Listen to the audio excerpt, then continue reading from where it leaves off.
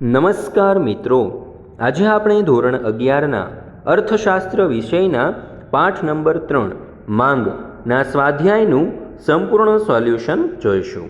શરૂ કરીએ પ્રશ્ન નંબર 1થી. નીચેના પ્રશ્નોના જવાબનો સાચો વિકલ્પ પસંદ કરીને લખો. પહેલો સવાલ, માંગને અસર કરતા પરિબળોને કેટલા વિભાગમાં વહેંચવામાં આવે છે? તો જવાબ આવશે વિકલ્પ બી 2. ત્યાર પછી જોઈએ બીજો સવાલ, માંગ રેખાનો ઢાળ કેવો હોય છે? તો જવાબ આવશે વિકલ્પ એ ઋણ ઢાળ. ત્રીજું, હલકા પ્રકારની વસ્તુઓ બીજા કયા નામથી ઓળખાય છે? તો જવાબ આવશે વિકલ્પ સી ગિફન વસ્તુઓ. ત્યાર પછી ચોથો, માંગની મૂલ્ય સાપેક્ષતાના કેટલા પ્રકારો હોય છે? તો જવાબ આવશે વિકલ્પ સી 5.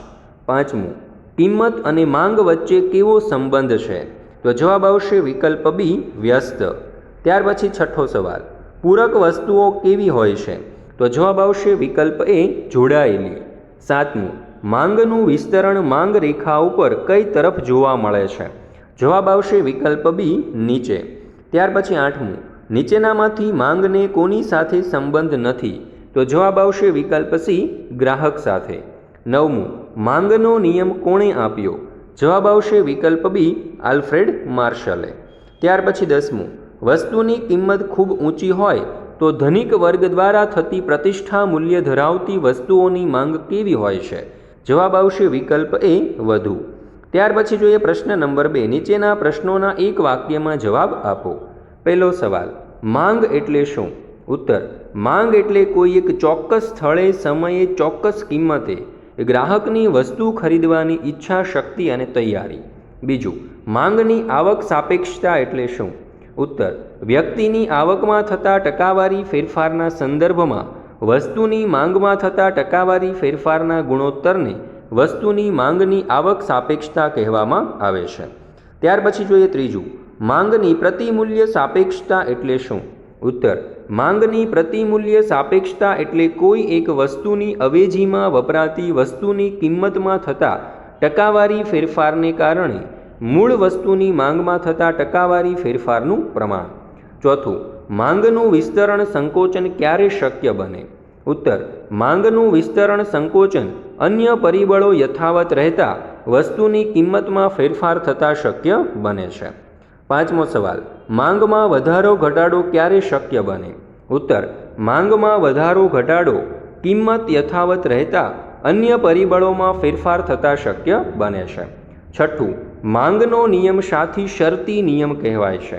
ઉત્તર, માંગનો નિયમ શરતી નિયમ કહેવાય છે કારણ કે પ્રતિષ્ઠા મૂલ્યવાળી અત્યંત સસ્તી કે ગિફન વસ્તુઓ માટે માંગના નિયમની ધારણાઓ પરિપૂર્ણ હોવા છતાં માંગના નિયમ લાગુ પડતો નથી. ત્યાર પછી જોઈએ પ્રશ્ન નંબર 3.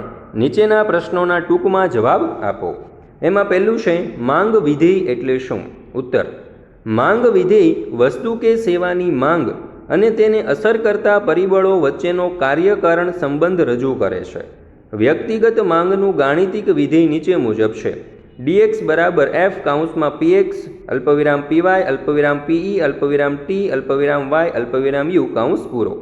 જ્યાં dx બરાબર વસ્તુની માંગ, px બરાબર વસ્તુની કિંમત, py બરાબર સંબંધિત વસ્તુની કિંમત, pe બરાબર ભવિષ્યની અપેક્ષિત કિંમત, f બરાબર વિધેય સૂચક સંજ્ઞા, t બરાબર ગ્રાહકોની રુચિ અને પસંદગી, y બરાબર ગ્રાહકની આવક, u બરાબર અન્ય પરિબળો. અન્ય પરિબળો સ્થિર ધારી લેવામાં આવે તો વ્યક્તિગત માંગનું વિધેય નીચે મુજબ મળે: dx બરાબર f કૌંસમાં px, અર્થાત કોઈ વસ્તુની માંગ તે વસ્તુની કિંમતનું વિધેય છે. ત્યાર પછી જોઈએ બીજો સવાલ, અવેજી અસર એટલે શું? કોઈ એક વસ્તુની અવેજી તરીકે ઉપયોગમાં લેવાતી વસ્તુની કિંમતમાં થતા ફેરફારની આપેલ વસ્તુની માંગ ઉપર થતી અસરને અવેજી અસર કહેવામાં આવે છે. અવેજી વસ્તુની કિંમત ઘટે તો મૂળ વસ્તુને બદલે ગ્રાહક અવેજી વસ્તુ વધુ ખરીદે, તેથી મૂળ વસ્તુની માંગ સંકોચાય છે. આથી ઉલટું, અવેજી વસ્તુની કિંમત વધે તો મૂળ વસ્તુ માટેની માંગનું વિસ્તરણ થાય છે. ત્યાર પછી જોઈએ ત્રીજું, ગિફન વસ્તુ એટલે શું? ગિફન વસ્તુઓ એટલે એવી વસ્તુઓ કે જેની કિંમતમાં ઘટાડો થતાં તેની માંગમાં પણ ઘટાડો થાય છે. આવી વસ્તુઓ અન્ય વસ્તુઓની તુલનામાં હલકા પ્રકારની હોય છે. જેમ કે શુદ્ધ ઘીની સરખામણીમાં વનસ્પતિ ઘી હલકા પ્રકારની વસ્તુ છે. આ પ્રકારની વસ્તુઓ ઊંચી ગુણવત્તાવાળી વસ્તુઓની તુલનામાં સસ્તી હોય છે, જેથી ગરીબ વર્ગ આવી વસ્તુઓનો વપરાશ વધુ કરે છે. આ પ્રકારની વસ્તુઓનો ખ્યાલ રોબર્ટ ગિફને વિકસાવ્યો હોવાથી તેને ગિફન વસ્તુઓ પણ કહેવામાં આવે છે. ગિફન વસ્તુઓના ભાવ ઘટતા ગરીબ વર્ગની વાસ્તવિક આવક વધે છે, તેથી તેઓ હલકા પ્રકારની વસ્તુની માંગ ઘટાડી અવેજીમાં સારી વસ્તુઓ ખરીદે છે. પરંતુ હલકા પ્રકારની વસ્તુના ભાવ વધતા તેમની વાસ્તવિક આવક ઘટતા પોતાની જરૂરિયાતો સંતોષવા ગિફન વસ્તુઓની માંગ પણ વધારે છે. ત્યાર પછી ચોથું જોઈએ, વ્યક્તિગત માંગ એટલે શું? ઉત્તર: ચોક્કસ સમય દરમિયાન કોઈ એક વ્યક્તિ કે કુટુંબ દ્વારા જુદી જુદી કિંમત બજારમાં થતી વસ્તુની માંગને વ્યક્તિગત માંગ કહેવાય. વ્યક્તિગત માંગ રેખા ઋણ ઢાળ ધરાવે છે. વ્યક્તિએ કરેલ માંગ અનુસાર ઢાળમાં ફેરફાર જોવા મળે છે. ત્યાર પછી જોઈએ પાંચમો સવાલ, બજાર માંગ એટલે શું? ચોક્કસ સમય દરમિયાન કોઈ પણ વસ્તુની જુદી જુદી કિંમતે જુદી જુદી તમામ વ્યક્તિઓ કે કુટુંબો દ્વારા વસ્તુની જે માંગ ઉપસ્થિત થાય છે તેનો સરવાળો કરતાં મળતી માંગને બજાર માંગ કહેવાય છે. બજાર માંગ રેખા ઋણ ઢાળ ધરાવે છે. બજાર માંગ સમગ્રલક્ષી અર્થશાસ્ત્રનો અભ્યાસ કરવા માટે ઉપયોગી બને છે. છઠ્ઠું, માંગની મૂલ્ય સાપેક્ષતા એટલે શું? ઉત્તર: વસ્તુની કિંમતમાં થયેલ ફેરફારને પરિણામે વસ્તુની માંગમાં જે ફેરફાર થાય છે તેની સમજૂતી માંગની મૂલ્ય સાપેક્ષતા આપે છે. કોઈ પણ વસ્તુની કિંમતમાં ફેરફાર થતાં તેની માંગના પ્રમાણમાં કેટલો ફેરફાર થાય છે તે દર્શાવતા પ્રમાણાત્મક સંબંધને માંગની મૂલ્ય સાપેક્ષતા કહેવામાં આવે છે. માંગની મૂલ્ય સાપેક્ષતાનો ખ્યાલ કોઈ વસ્તુની માંગ તેની કિંમત પરત્વે કેટલી સંવેદનશીલ છે તે દર્શાવે છે. માંગની મૂલ્ય સાપેક્ષતા માપવા માટેનું સૂત્ર નીચે મુજબ છે. માંગની મૂલ્ય સાપેક્ષતા બરાબર વસ્તુની માંગમાં થતો ટકાવારી ફેરફાર ના છેદમાં વસ્તુની કિંમતમાં થતો ટકાવારી ફેરફાર. સાતમો સવાલ, પ્રતિષ્ઠા મૂલ્ય વસ્તુ એટલે શું? જે વસ્તુઓનું વપરાશ મૂલ્ય ઓછું છે અને વિનિમય મૂલ્ય ઊંચું છે તેવી હીરા, મોતી, સોનું, ચાંદી જેવી વસ્તુઓ ધનિકો માટે પ્રતિષ્ઠા મૂલ્ય ધરાવતી વસ્તુઓ ગણાય. આવી વસ્તુઓ મોંઘી હોવાથી તેનો વપરાશ ધનિક વર્ગ જ કરે છે. જેમ આવી વસ્તુઓ મોંઘી બને છે તેમ તેનું પ્રતિષ્ઠા મૂલ્ય ભાવ ઘટે છે, તો તેની માંગ ધનિકો ઘટાડી દેશે. આઠમો સવાલ, માંગની મૂલ્ય સાપેક્ષતા માપવાની રીતોના નામ આપો. તો માંગની મૂલ્ય સાપેક્ષતા માપવાની 3 રીતો છે: ગુણોત્તરની રીત, કુલ ખર્ચની રીત અને ભૌમિતિક રીત. ત્યાર પછી જોઈએ પ્રશ્ન નંબર 4, નીચેના પ્રશ્નોના મુદ્દાસર ઉત્તર આપો. એમાં પહેલું, આવક અસર અને અવેજી અસરનો અર્થ આપો. તો સર્વપ્રથમ જોઈએ આવક અસર. ગ્રાહકની વાસ્તવિક આવકમાં ફેરફાર થતાં વસ્તુની માંગ ઉપર જે અસર પડે છે તેને આવક અસર કહેવામાં આવે છે. વસ્તુની કિંમત ઘટે તો ગ્રાહકની વાસ્તવિક આવક વધે છે, તેથી ગ્રાહકની ખરીદ શક્તિ વધે છે. આમ વસ્તુની કિંમત ઘટે તો તેની માંગ વધે છે. આથી ઉલટું, વસ્તુની કિંમત વધે તો ગ્રાહકની વાસ્તવિક આવક ઘટે છે, તેથી ગ્રાહકની ખરીદ શક્તિ ઘટે છે.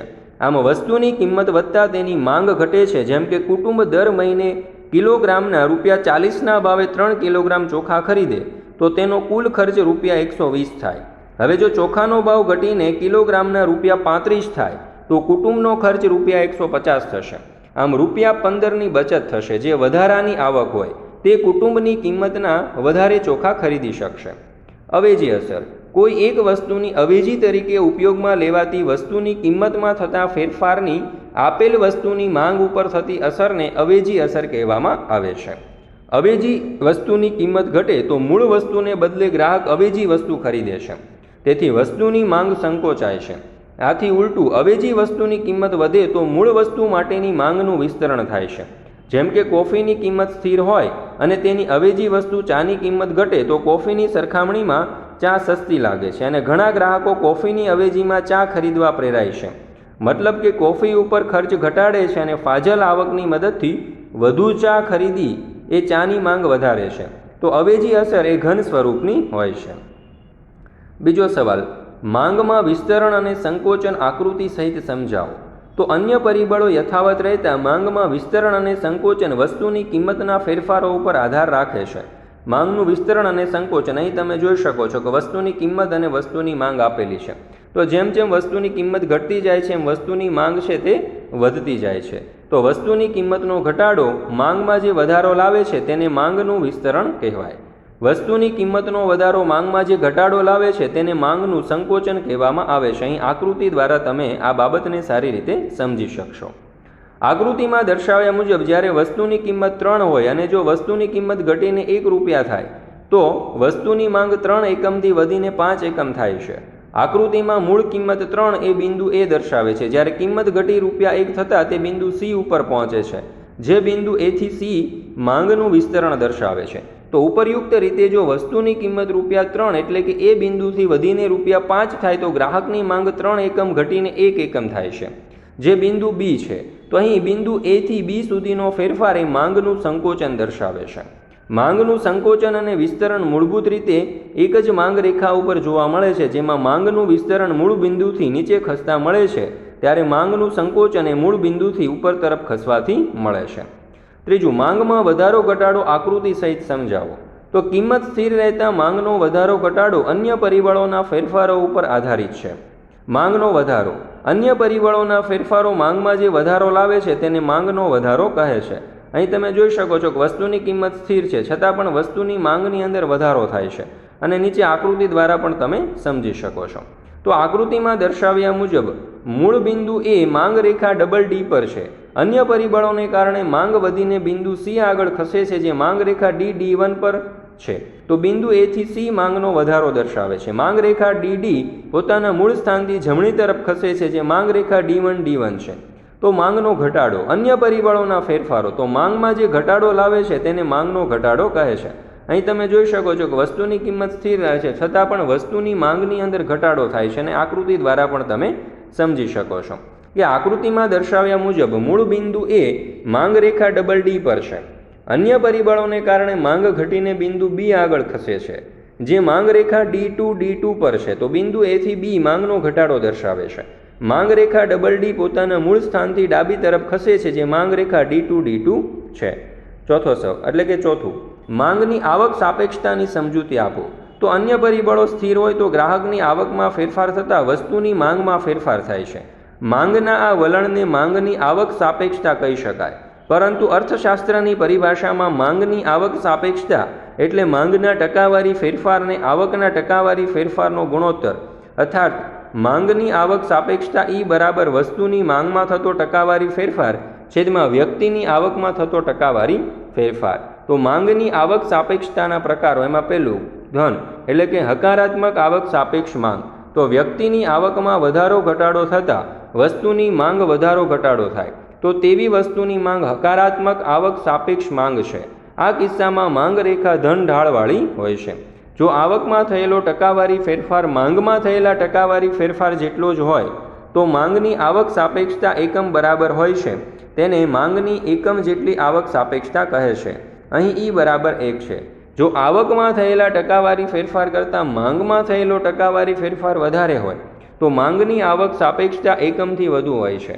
સામાન્ય રીતે મોજ શોખની વસ્તુઓની માંગ આવક સાપેક્ષતા એકમથી વધુ હોય છે. અહીં E greater than 1 છે. જો આવકમાં થયેલા ટકાવારી ફેરફાર કરતાં માંગમાં થયેલો ટકાવારી ફેરફાર ઓછો હોય તો માંગની આવક સાપેક્ષતા એકમથી ઓછી હોય છે. સામાન્ય રીતે અનાજ, કપડાં વગેરે પ્રાથમિક જરૂરિયાતની વસ્તુઓની માંગની આવક સાપેક્ષતા એકમથી ઓછી હોય છે. અહીં E<1 છે. ત્યાર પછી બીજું, ઋણ આવક સાપેક્ષ માંગ. તો વ્યક્તિની આવકમાં વધારો ઘટાડો થતાં વસ્તુની માંગમાં ઘટાડો કે વધારો થાય છે તો તેવી વસ્તુની માંગ નકારાત્મક આવક સાપેક્ષ માંગ છે. આ કિસ્સામાં માંગ રેખા ઋણ ઢાળવાળી હોય છે. સામાન્ય રીતે વસ્તુઓ હલકા પ્રકારની એટલે કે નિમ્ન ગુણવત્તાવાળી હોય તો આવક સાપેક્ષતા નકારાત્મક હોય છે, જેમ કે કોદરી ઝાર, મદરપાટ, પામોલીન તેલ વગેરે વસ્તુઓની આવક સાપેક્ષતા નકારાત્મક છે. શૂન્ય આવક સાપેક્ષ માંગ. વ્યક્તિની આવકમાં વધારો થાય કે ઘટાડો થાય પરંતુ વસ્તુની માંગનું પ્રમાણ સ્થિર રહેતું હોય તો તેવી વસ્તુની માંગ એ શૂન્ય આવક સાપેક્ષ માંગ છે. સામાન્ય રીતે મીઠું, પોસ્ટકાર્ડ, દિવાસળી, ટાંકણી વગેરે ખૂબ સસ્તી વસ્તુઓની માંગની આવક સાપેક્ષતા શૂન્ય હોય છે. અહીં E=0 છે. માંગના નિયમના અપવાદો સમજાવો. તો માંગનો નિયમ દર્શાવે છે કે વસ્તુની કિંમત અને માંગ વચ્ચે વ્યસ્ત સંબંધ છે, પરંતુ કેટલાક અપવાદોમાં આ વ્યસ્ત સંબંધ જળવાતો નથી. માંગના નિયમના આવા અપવાદો નીચે મુજબ છે. પહેલું, પ્રતિષ્ઠા મૂલ્ય ધરાવતી વસ્તુઓ. જે વસ્તુઓનું વપરાશ મૂલ્ય ઓછું હોય છે અને વિનિમય મૂલ્ય ઊંચું છે તેવા સોના, ચાંદી, હીરા, મોતીના ઘરેણાં, મોંઘી કાર, મોંઘા મોબાઈલ જેવી વસ્તુઓ ધનિકો માટે પ્રતિષ્ઠા ધરાવતી વસ્તુઓ ગણાય. આ વસ્તુઓની બાબતમાં માંગનો નિયમ સાચો પડતો નથી. ધનવાન વર્ગના લોકો આવી વસ્તુઓની કિંમત જેમ ઊંચી તેમ પ્રતિષ્ઠાનું મૂલ્ય વધે છે, તેથી તેની માંગ વધારે છે. તેનાથી વિરુદ્ધ આવી વસ્તુઓની કિંમત ઓછી હોય તો તેની માંગ ધનિકો ઘટાડી દેશે. આ હકીકત માંગના નિયમની વિરુદ્ધ દિશાની બાબત છે. બીજું આપણે જોઈએ અત્યંત સસ્તી વસ્તુઓ. દિવાસળી, મીઠું, ટાંકણી, અગરબત્તી, સમાચારપત્ર જેવી અત્યંત સસ્તી વસ્તુઓની માંગ પાછળ ગ્રાહકોની આવકનો ખૂબ નાનો ભાગ ખર્ચાય છે. તેથી આવી વસ્તુઓની કિંમતમાં વધારો ઘટાડો થવા છતાં ગ્રાહકના કુલ ખર્ચમાં થતો ફેરફાર નજીવો હોય છે. પરિણામે આ પ્રકારની વસ્તુઓની માંગ સ્થિર રહે છે. આ હકીકત પણ માંગના નિયમને અનુસરતી નથી. ત્યાર પછી ત્રીજું છે હલકા પ્રકારની વસ્તુઓ, કે જેને આપણે ગિફન વસ્તુઓ કહીએ છીએ. તો જે વસ્તુઓ અન્ય વસ્તુની તુલનામાં નીચી ગુણવત્તાવાળી હોય છે તે વસ્તુઓ હલકા પ્રકારની વસ્તુઓ કે ગિફન વસ્તુઓ કહેવાય છે. જેમ કે ચોખ્ખા ઘીની તુલનામાં વનસ્પતિ ઘી હલકા પ્રકારનું છે. રેશમી કાપડની તુલનામાં માદરપાટ હલકા પ્રકારનું કાપડ છે. હલકા પ્રકારની વસ્તુઓ સસ્તી હોવાથી સમાજનો ગરીબ વર્ગ આવી વસ્તુઓનો વપરાશ વધુ પ્રમાણમાં કરે છે. સમાજનો ગરીબ વર્ગ સારું જીવન ધોરણ પ્રાપ્ત કરવા માટે અને ઊંચી ગુણવત્તાવાળી સારી વસ્તુઓનો વપરાશ કરવા માટે આતુર હોય છે. તેથી જ્યારે હલકા પ્રકારની વસ્તુના ભાવ ઘટે છે ત્યારે તેમની વાસ્તવિક આવકમાં વધારો થતાં તેઓ હલકા પ્રકારની વસ્તુઓની માંગ ઘટાડીને અવેજીમાં સારી ગુણવત્તાવાળી વસ્તુની માંગ કરે છે. તેથી ઉલટું હલકા પ્રકારની વસ્તુના ભાવ વધે છે ત્યારે તેમની વાસ્તવિક આવકમાં ઘટાડો થતાં સારી ગુણવત્તાવાળી વસ્તુ ખરીદી શકતા નથી અને અવેજીમાં હલકા પ્રકારની વસ્તુની માંગ કરે છે. આ બાબત માંગના નિયમની વિરુદ્ધ છે. ચોથું, ગ્રાહકોની માનસિકતા. વસ્તુની ગુણવત્તા અંગે સાચી ખોટી સમજને કારણે તેમજ વસ્તુના ભવિષ્યના ભાવો અંગે સાચી ખોટી અટકળને લીધે પણ વસ્તુના ભાવ વધતા તેની માંગ વધે છે અને વસ્તુના ભાવ ઘટતા તેની માંગ ઘટે છે. પ્રશ્ન નંબર 5, નીચેના પ્રશ્નોના વિસ્તારપૂર્વક જવાબ આપો. એમાં પહેલો સવાલ, વ્યક્તિગત માંગ અને બજાર માંગની સમજૂતી આકૃતિ સહ આપો. ઉત્તર, ચોક્કસ સમય દરમિયાન કોઈ એક વ્યક્તિગત કે કુટુંબ દ્વારા બજારમાં જુદી જુદી કિંમતે થતી વસ્તુની માંગ એ વ્યક્તિગત માંગ છે. ચોક્કસ સમય દરમિયાન તમામ વ્યક્તિઓ કે કુટુંબો દ્વારા બજારમાં જુદી જુદી કિંમતે થતી વસ્તુની માંગના સરવાળાને બજાર માંગ કહે છે. વ્યક્તિગત માંગ અને બજાર માંગની અનુસૂચિ નીચે પ્રમાણે છે. તો અહીં તમને અનુસૂચિ આપવામાં આવેલી છે, તમે જોઈ શકો છો. આ પ્રમાણે વસ્તુની માંગ અને બજાર માંગ જે છે તેના નિયમો છે. અનુસૂચિ મુજબ વ્યક્તિગત માંગ રેખા અને બજાર માંગ રેખાની આકૃતિ પણ અહીં તમને દર્શાવવામાં આવેલી છે. તો જુઓ, બધી જ વ્યક્તિગત માંગ રેખાઓ ઋણ ઢાળવાળી છે, જ્યારે વ્યક્તિગત માંગ રેખાના ઢાળ કરતાં બજાર માંગ રેખાનો ઢાળ ઓછો છે. ત્યાર પછી આપણે જોઈએ બીજું, માંગનો અર્થ આપી માંગને અસર કરતા પરિબળો સમજાવો. ઉત્તર, વસ્તુની માંગ હંમેશા નિશ્ચિત સ્થળ, સમય અને નિશ્ચિત કિંમત સાથે સંકળાયેલી છે. જેમ કે 1000 મીટર કાપડની માંગ છે એમ કહેવાનો કોઈ અર્થ નથી, પરંતુ કાપડનો ભાવ પ્રતિ મીટર ₹45 હોય ત્યારે જૂન માસમાં રાજકોટમાં કાપડની માંગ 1000 મીટર છે એમ કહેવાથી માંગનો અર્થ સ્પષ્ટ બને છે. વસ્તુની અસરકારક માંગ માટે આ ત્રણેય શરતોનું પાલન જરૂરી છે. પહેલું, વસ્તુ મેળવવાની ઈચ્છા. બીજું, વસ્તુ ખરીદવાની શક્તિ. અને ત્રીજું, વસ્તુ ખરીદવાની તૈયારી. જેમ કે બાળકને આઈસ્ક્રીમ ખાવાની ઈચ્છા થાય પરંતુ તેની પાસે પૈસા ન હોય તો તે આઈસ્ક્રીમ ન ખરીદી શકે. ધારો કે તેની પાસે પૈસા છે પરંતુ તે જતા કરવાની બાળકની તૈયારી ન હોય તો તેની ઈચ્છા માંગમાં પરિણમશે નહીં. આમ કોઈ એક ચોક્કસ સ્થળ, સમય અને કિંમતે ગ્રાહકની વસ્તુ ખરીદવાની ઈચ્છા, શક્તિ અને તૈયારી સાથે વસ્તુનો જે જથ્થો ખરીદાય તેને વસ્તુ માટેની માંગ કહેવામાં આવે છે. માંગને અસર કરતા પરિબળો તો મુખ્ય બે છે, વસ્તુની કિંમત અને વસ્તુની કિંમત સિવાયના અન્ય પરિબળો. તો સર્વપ્રથમ આપણે જોઈએ કિંમત. માંગ ઉપર સૌથી વધુ અસર કરનારું અને સૌથી મહત્વનું પરિબળ છે કિંમત. સામાન્ય રીતે જેમ વસ્તુની કિંમત ઘટે છે તેમ તેની માંગ વધે છે અને વસ્તુની કિંમત વધે છે ત્યારે વસ્તુની માંગ ઘટે છે. આમ વસ્તુની કિંમત અને વસ્તુની માંગ પરસ્પર વ્યસ્ત સંબંધથી સંકળાયેલા છે.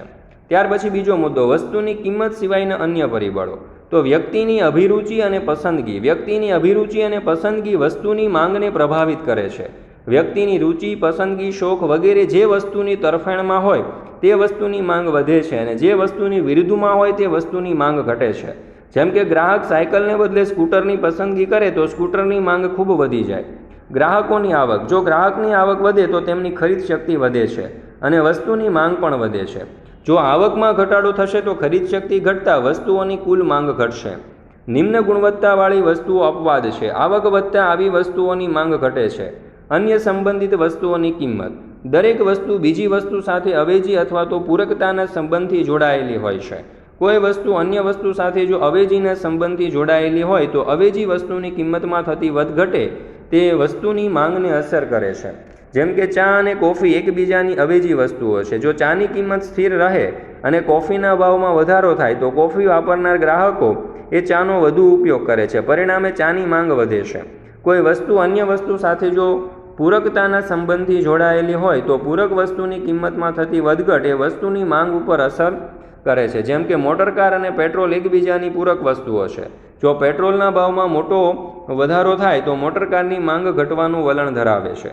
ભવિષ્યની કિંમતો અંગેની અટકળો. તો ભવિષ્યની પરિસ્થિતિ અંગે લોકો સાચી કે ખોટી અટકળો કરે છે જે વર્તમાન સમયની વસ્તુની માંગમાં મોટા ફેરફારો લાવી શકે. ભવિષ્યમાં કોઈ વસ્તુના ભાવ વધશે એવી અટકળ ફેલાય તો ગ્રાહકો વર્તમાન સમયમાં વસ્તુની માંગ વધારે છે, અને જો વસ્તુના ભાવે ભવિષ્યમાં વધુ ઘટશે એવી અટકળો હોય તો ગ્રાહકો વર્તમાન સમયમાં વસ્તુની માંગ ઘટાડે છે. ગ્રાહકોની સંખ્યા. વસ્તીનું પ્રમાણ જોઈએ તો વસ્તીનું પ્રમાણ પણ વસ્તુને માંગને અસર કરનારું એક અગત્યનું પરિબળ છે. વસ્તી વધવાથી બજારમાં ગ્રાહકોની સંખ્યામાં વધારો થાય છે. પરિણામે વસ્તુની માંગમાં વધારો થાય છે. વસ્તીનું પ્રમાણ ઘટતા ગ્રાહકની સંખ્યા ઘટે છે. પરિણામે વસ્તુની માંગમાં ઘટાડો થાય છે. ત્રીજું, માંગના નિયમને અનુસૂચિ અને આકૃતિની મદદથી સમજાવો. જો અન્ય પરિબળો યથાવત રહે તો કોઈ ચોક્કસ સમયગાળા દરમિયાન નીચી કિંમતે ગ્રાહકો દ્વારા ખરીદવામાં આવતો વસ્તુનો જથ્થો વધુ હોય છે, જ્યારે ઊંચી કિંમતે ગ્રાહક દ્વારા ખરીદવામાં આવતો વસ્તુનો જથ્થો ઓછો હોય છે. બીજા શબ્દોમાં આપણે કહીએ તો વસ્તુની કિંમત વધે તો તેની માંગ ઘટે છે અને વસ્તુની કિંમત ઘટે તો તેની માંગ વધે છે. અર્થાત કિંમત અને માંગ વચ્ચે વ્યસ્ત સંબંધ છે. આ નિયમની સમજૂતી અનુસૂચિ અને માંગ રેખા દ્વારા આપણે મેળવીશું. તો અહીં તમે એક કોષ્ટક આપેલું છે તે જોઈ શકો છો. તો ઉપરની અનુસૂચિને આલેખ દ્વારા રજૂ કરીશું. OX ધરી ઉપર ચોખાની માંગ અને OY ધરી ઉપર ચોખાની કિલોગ્રામ દીઠ કિંમત અહીં દર્શાવી છે, તમે જોઈ શકો છો. તો ABCDE બિંદુઓ જુદી જુદી કિંમતે ચોખાની માંગ દર્શાવે છે. આ બિંદુઓને જોડતી રેખા DD એ માંગ રેખા છે. એ બિંદુ દર્શાવે છે કે ₹30ના ભાવે ચોખાની માંગ 10 કિલોગ્રામ છે. કિંમત ઘટીને ₹25 થાય તો બિંદુ B મુજબ ચોખાની માંગ વધીને 15 કિલોગ્રામ થાય છે. તે જ રીતે બિંદુ E દર્શાવે છે કે ચોખાની કિંમત ઘટીને ₹10 થાય ત્યારે ચોખાની માંગ વધીને 30 કિલોગ્રામ થાય છે. આકૃતિમાં જોઈ શકાય છે કે માંગ રેખા DD ડાબી બાજુના ઉપરના છેડા તરફથી જમણી બાજુના નીચેના છેડા તરફ ઢળતી છે. આને માંગ રેખાનો ઋણ ઢાળ કહે છે. કિંમત અને માંગ વચ્ચે વ્યસ્ત સંબંધ હોવાથી માંગ રેખાનો ઢાળ ઋણ છે. ઋણ ઢાળ દર્શાવે છે કે જેમ જેમ વસ્તુની કિંમતમાં ઘટાડો થાય છે તેમ તેમ તેની માંગનું વિસ્તરણ થાય છે. આમ માંગનો નિયમ વસ્તુની કિંમત અને તેની માંગ વચ્ચેના વ્યસ્ત સંબંધને રજૂ કરે છે, જેની માંગની અનુસૂચિ આંકડાકીય રીતે અને માંગ રેખા એ ભૌમિતિક રીતે સમજાવે છે. ત્યાર પછી આપણે જોઈએ ચોથું, માંગની મૂલ્ય સાપેક્ષતાનો અર્થ આપી તેના પ્રકારો આકૃતિ સહિત સમજાવો. તો માંગની મૂલ્ય સાપેક્ષતા એટલે વસ્તુની કિંમતમાં થતી વધઘટની માંગના જથ્થા ઉપર થતી અસર. તે એકમથી મુક્ત શુદ્ધ આંક છે.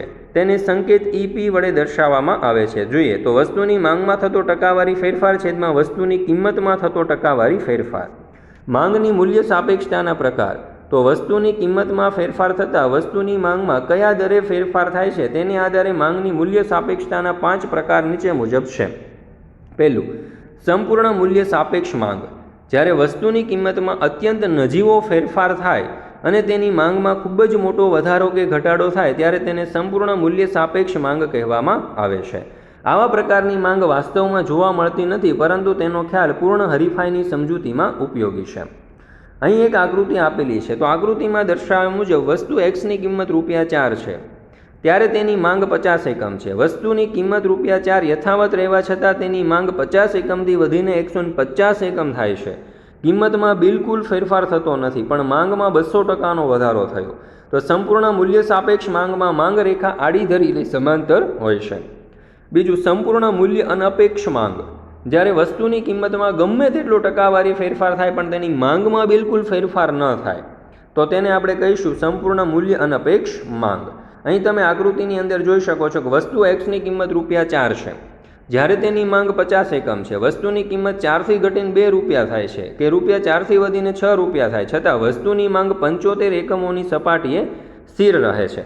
તો વસ્તુની કિંમતમાં 50% વધારો 50% ઘટાડો થાય છે છતાં માંગમાં કોઈ ફેરફાર થતો નથી. તો માંગની મૂલ્ય સાપેક્ષતા બરાબર 0/50% = 0. તો સંપૂર્ણ મૂલ્ય અનપેક્ષ માંગમાં માંગ રેખા ઊભી ધરી વાય અક્ષને સમાંતર હોય છે.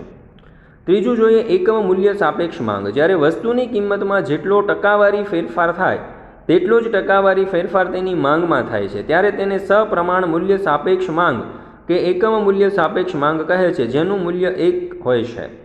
તો જોઈએ આકૃતિમાં દર્શાવ્યા મુજબ વસ્તુ એક્સની કિંમત ₹4થી ઘટીને ₹2 થાય ત્યારે તેની માંગ 50 એકમથી વધીને 75 એકમ થાય છે. કિંમતમાં 50% ઘટાડો થતાં માંગમાં પણ 50% વધારો થાય છે. તો માંગની મૂલ્ય સાપેક્ષતા બરાબર 50%/50% બરાબર 1%. તો માંગ રેખાનો ઢાળ સપ્રમાણ હોય છે. મૂલ્ય સાપેક્ષ માંગ. જ્યારે વસ્તુની કિંમતમાં થતા ટકાવારી ફેરફાર કરતાં વસ્તુની માંગમાં થતો ટકાવારી ફેરફાર વધારે હોય ત્યારે તેને મૂલ્ય સાપેક્ષ માંગ કહે છે, જેનું મૂલ્ય 1 કરતાં વધુ હોય છે. સાપેક્ષ માંગ હોય ત્યારે માંગ રેખાનો ઢાળ પ્રમાણમાં ઓછો હોય છે. તો અહીં આકૃતિમાં દર્શાવ્યા મુજબ વસ્તુ એક્સની કિંમત ₹6થી ઘટીને ₹2 થાય છે ત્યારે તેની માંગ 50 એકમથી વધીને 250 એકમ થાય છે. કિંમતમાં 66.2/3% ઘટાડો થતાં માંગમાં 400%નો વધારો થાય છે. તો માંગની મૂલ્ય સાપેક્ષતા બરાબર 400/66.2/3 બરાબર 400/200/3 બરાબર 400 × 3/200 બરાબર 6.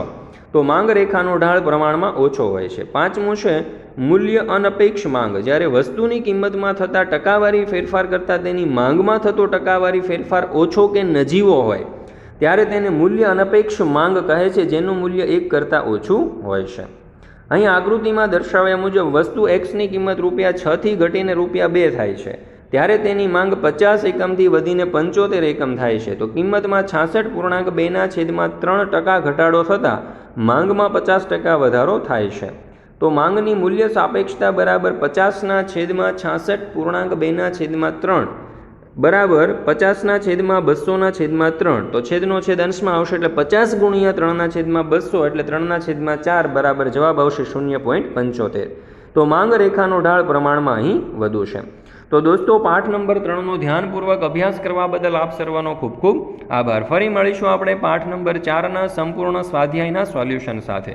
દોસ્તો બધા જ પાઠના સ્વાધ્યાય સોલ્યુશનની લિંક તમને ડિસ્ક્રિપ્શનની અંદર આપવામાં આવેલ છે. તો આ બધા જ વિડીયો તમે તમારા દોસ્તો, મિત્રો, ભાઈબંધો વગેરે સાથે જરૂરથી શેર કરજો, જેથી તેઓ પણ આ પાઠનો સારી રીતે અભ્યાસ કરી શકે.